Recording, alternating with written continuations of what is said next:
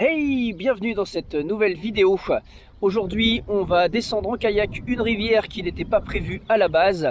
À la base, je devais faire la Loire, mais le temps n'était pas forcément au beau fixe. Du coup, j'ai décidé de partir sur mon plan B. Toujours avoir un plan B, on sait jamais, c'est toujours utile. Et donc du coup, aujourd'hui, on va descendre l'Huisne et je te montre un peu le matériel que j'utilise, puisque dans cette vidéo, je vais te montrer tout le matériel que j'utilise, les techniques que je peux pratiquer au quotidien en bivouac. Donc là du coup voilà, tout mon matériel tient là-dessus. On a mon kayak gonflable qui est là-dedans, mon sac dans lequel j'ai mes vivres, j'ai pas mal de trucs dedans, je te montrerai plus tard.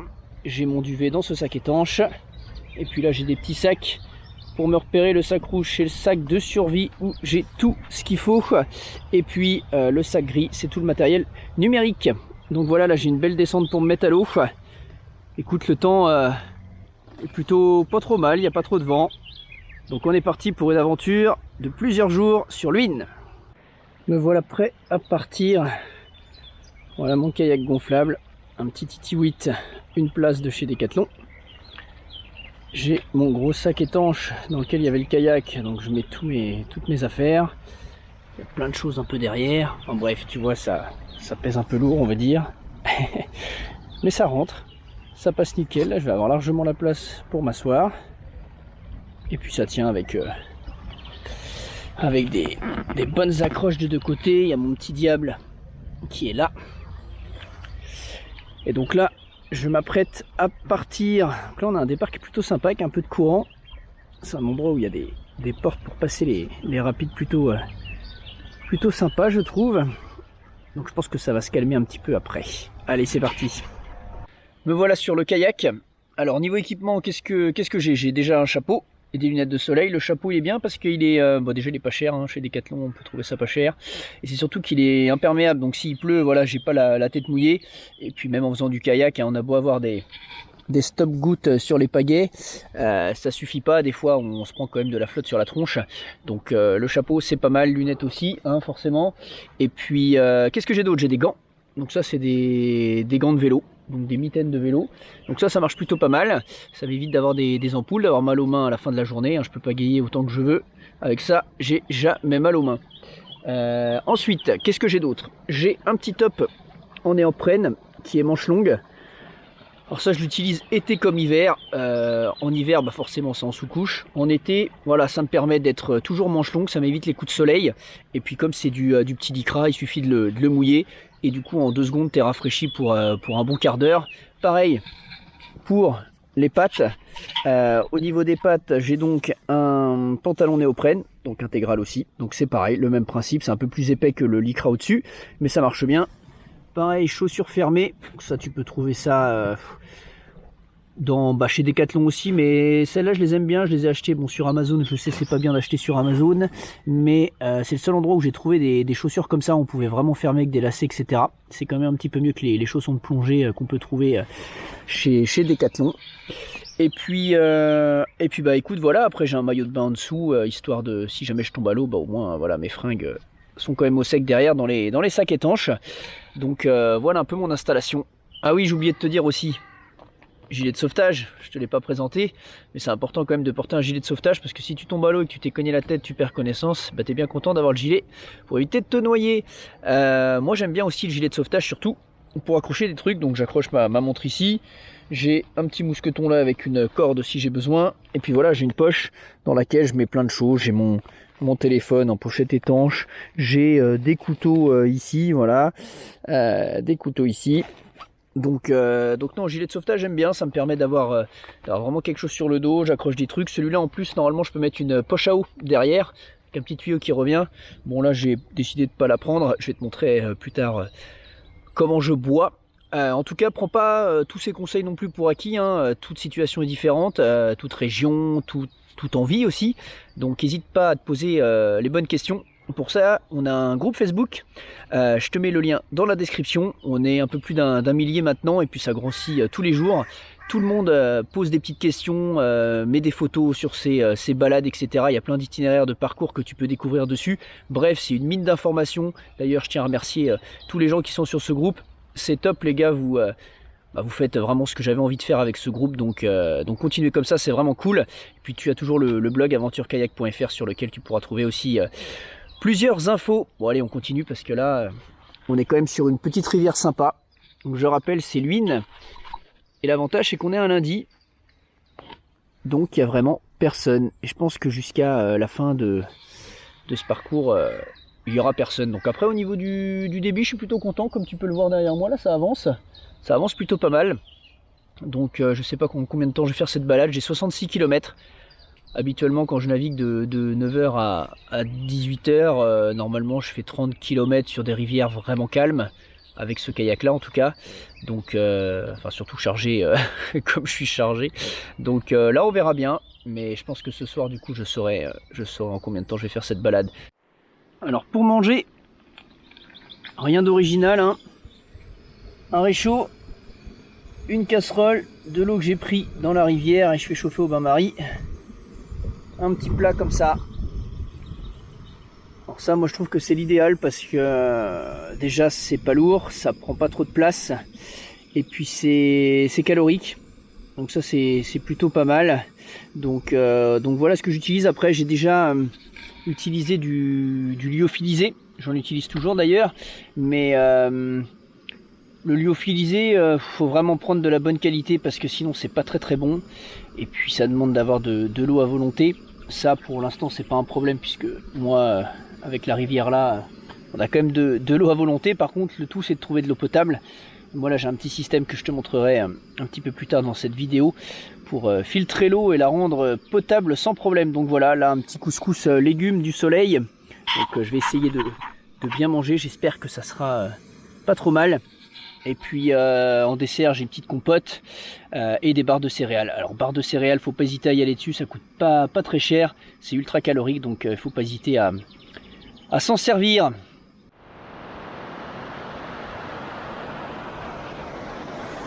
Alors tu vois là c'est typiquement le genre d'endroit qui est galère sur les petites rivières. C'est que là on a un barrage. Alors je sais pas si on se rend compte à la caméra mais il y a une sacrée descente.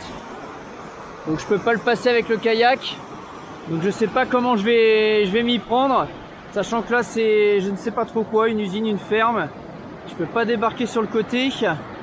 Donc va falloir que je réfléchisse. Donc voilà en gros sur les petites rivières c'est toujours un peu galère, il y a toujours des barrages comme ça. Donc c'est vraiment compliqué de passer. Donc là je vais essayer d'étudier ça au maximum. Bon bah au final j'ai réussi. Alors heureusement il y avait la souche ici qui permettait de me poser un petit peu. Et là au final le kayak, j'avais une longe ici. Donc je l'ai fait descendre juste ici comme ça, en retenant la corde et en essayant de ne pas me casser la gueule. Et puis après, je me suis accroché avec une corde à cette branche là, avec cette corde là pour pouvoir descendre correctement. Donc voilà comment on arrive à descendre un barrage. Alors c'est clairement la galère, mais franchement ça passe. Faut juste être prudent et toujours avoir des cordages sur soi, c'est important. Bon alors des fois sur les rivières, voilà, on a ce genre de problème. On a un arbre qui est tombé. Bon là je peux passer. Par contre derrière, il y en a un autre qui est tombé. Et là le chemin il est clairement bloqué. Donc là, apparemment ça fait longtemps que c'est là, parce que j'ai discuté avec quelqu'un avant au niveau de la rivière. Il me disait que ça faisait très longtemps qu'il était là et que personne s'en occupait. Donc ça c'est un problème aussi sur les petites rivières secondaires. Des fois personne s'occupe des rivières, d'élaguer tout ça quand ça tombe. Donc là je réfléchis. Là les bordures c'est un peu la galère, mais je pense que je vais pas avoir trop le choix. Il y a des orties partout, il y a des barbelés. Je sais pas vraiment comment je vais faire. Je vais voir ça. Bon alors du coup j'ai réussi grâce à mon couteau suisse, toujours avoir un couteau suisse sur soi, avec l'outil ici, à enlever pas mal de branches qui étaient là pour que je puisse faire passer le kayak par ici. Alors c'est pas encore fini, il faut encore que je le passe par dessus celui-là et après normalement c'est bon, je pourrais partir. Le problème c'est que je viens de me taper une averse sur la tronche. Du coup mon kayak il s'est alourdi, donc c'est pas facile, mais On va y arriver, ça fait partie de l'aventure. C'est bon, j'ai réussi à passer. C'était non sans mal. J'espère que j'ai pas abîmé le kayak surtout, puisqu'il a fallu le traîner un peu dans les branches. J'ai perdu pas mal de temps avec cette histoire. Du coup, il va être temps d'aller trouver un endroit de bivouac. Alors ça y est, je crois avoir trouvé le lieu de bivouac parfait. Petite plage, donc facile d'accès. Lieu protégé. Et c'est un terrain secondaire, j'imagine, avec une caravane dessus. Donc la personne est là. Moi, je vais pas dégrader du tout l'endroit. C'est pas le but. Le but, c'est d'installer un hamac là-bas, tac, entre ces deux arbres. Et puis on va installer le camp tranquillou, sans laisser de traces. C'est le but. Alors voilà le hamac. La première chose qu'on va faire, c'est le dérouler pour être bien sûr déjà qu'au niveau de la longueur on va être bien. Tac. Alors. Bon bah voilà, on voit que ça va le faire. Là ça va être tendu, mais pas trop. Donc le but c'est que vous pouvez avoir maximum 2 fois la longueur du hamac, parce qu'après les cordes c'est compliqué à tendre correctement. Donc là on va pouvoir tendre ça parfaitement là. Bon alors je viens de regarder la météo et apparemment il va vraiment pas pleuvoir cette nuit. Donc du coup je vais pas mettre le tarp. Et voilà ce que ça donne. Là l'écartement des arbres il est vraiment parfait. Au niveau des cordages que j'avais prévu c'est nickel. Il y a une petite moustiquaire parce que mine de rien la nuit bah voilà, les bestioles, les moustiques, il y a ce qu'il faut. Je vous montre un peu à l'intérieur comment ça se passe. Alors, moi qu'est-ce que j'ai à l'intérieur? À l'intérieur j'ai un duvet. Un duvet 0 degré. Donc un duvet de chez Decathlon. Alors 0 degré c'est pas trop la nuit, parce que la nuit là cette nuit il va faire 9 degrés, donc on est au mois de juin quand même, mais il va faire 9 degrés cette nuit, donc voilà, dans un 0 degré j'aurai pas froid, et au pire j'ai juste à ouvrir. Donc voilà, moi ce que j'aime bien faire, c'est mettre un petit matelas pneumatique en dessous que je gonfle un tout petit peu. En fait c'est histoire d'avoir une couche isolante entre mon duvet et le hamac, parce que le problème c'est que tout l'air que vous voyez en dessous, et ben cette nuit va être glacial, du coup ça va me remonter dans les fesses, et si j'ai pas ce petit matelas, et ben je vais sentir l'air frais au niveau de mes fesses dans le duvet. Donc ça c'est vraiment, mais vraiment pas agréable. Donc ça c'est ce que je fais. Et là regardez le soleil en plus, il vient juste de revenir. Là on va être pas mal. Alors on se retrouve changé, ça fait du bien de plus avoir le lycra, le néoprène mouillé à cause de l'averse de tout à l'heure. Donc là c'est bon, là je suis bien prêt pour la soirée. Petite astuce aussi pour se laver. Alors là il y a 50 000 façons de le faire. On peut avoir les fameuses douches solaires là qu'on pend à un arbre, on va dire, on a une petite douchette. Ça c'est bien, mais moi en bivouac je dois t'avouer que ça caille toujours un peu le soir, t'es fatigué, donc t'as souvent très froid, et je suis pas fan de me retaper sous la douche, etc. Du coup moi ce que j'utilise c'est ça, c'est des lingettes nettoyantes, donc de la marque Sea to Summit, et ça se présente comme ça. Bon bah celle-là elle est utilisée, donc elle est un petit peu dégueulasse, mais en gros voilà, c'est une grosse lingette comme ça avec laquelle tu peux faire vraiment tout le corps. Et puis là elle est encore toute imbibée, elle est toute humide, donc je pourrais encore l'utiliser vraiment pour laver pas mal de choses. Du coup c'est vraiment pratique, et du coup ça nettoie vachement bien. Il y a une petite odeur d'aloe vera, c'est vraiment très agréable, et puis on se sent propre quoi. Donc ça vaut pas une vraie douche, mais moi ça j'aime bien. Alors maintenant je vais vous montrer comment je bois de l'eau, parce que la rivière c'est cool, on a de l'eau illimitée. Par contre pour avoir de l'eau potable, ça c'est une autre histoire. Alors moi ce que j'utilise c'est la marque LifeStraw. Alors c'est un filtre, c'est un filtre qui fait tout. En gros là je l'ai mis en mode filtre gravité. Donc en fait on a une poche à eau, donc j'ai rempli d'eau de rivière. Ensuite on a un tube ici qui vient se fixer dedans. Et du coup ce tube est relié à cette magnifique paille. Donc c'est la paille LifeStraw qu'on peut utiliser toute seule.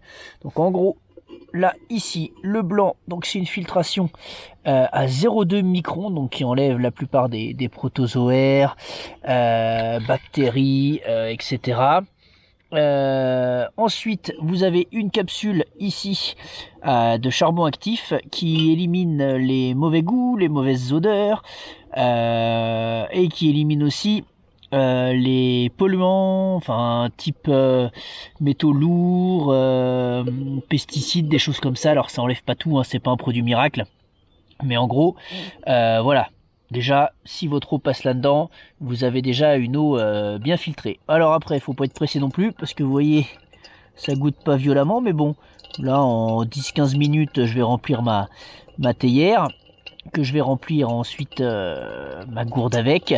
Ce que je vais faire, c'est que je vais vous montrer une fois que c'est fini ce que je fais d'autre, parce que ça n'élimine pas les virus. Le seul moyen d'éliminer les virus dans l'eau, c'est soit de bouillir l'eau, mais bon c'est pas très pratique.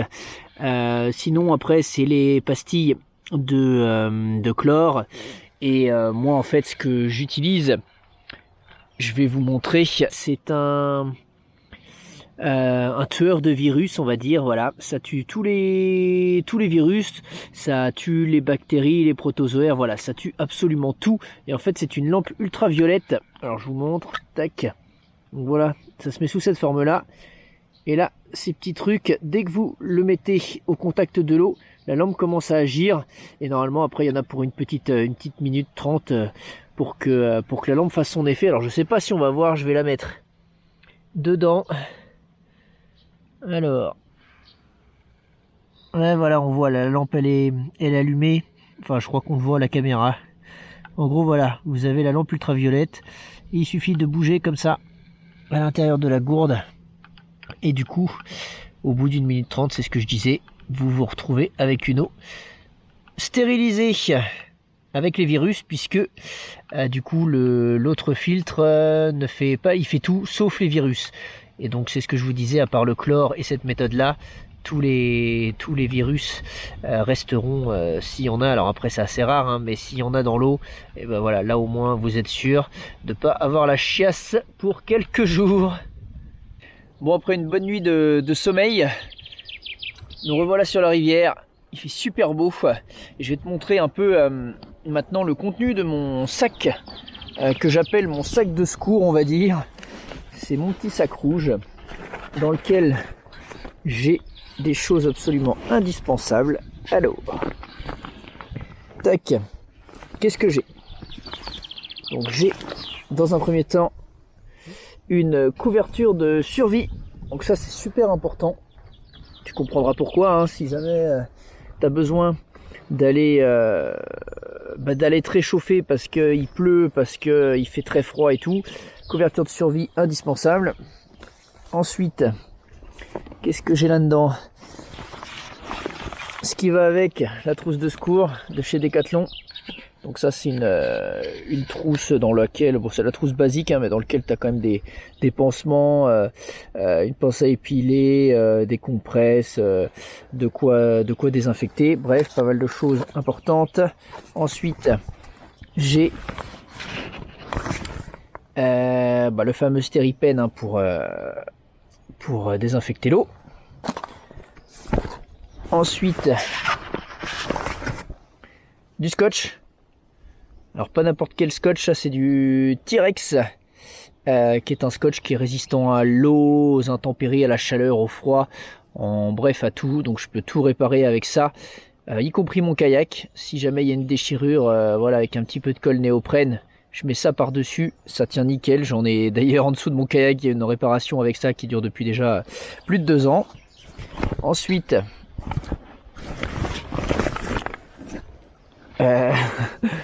ça c'est pas de la crème solaire, ça c'est un espèce de truc étanche qui ressemble à un bidon de crème solaire. Alors je vous fais voir, tac, donc voilà, ça s'ouvre comme ça. Dedans qu'est-ce que j'ai? Alors dedans j'ai plein de bordel.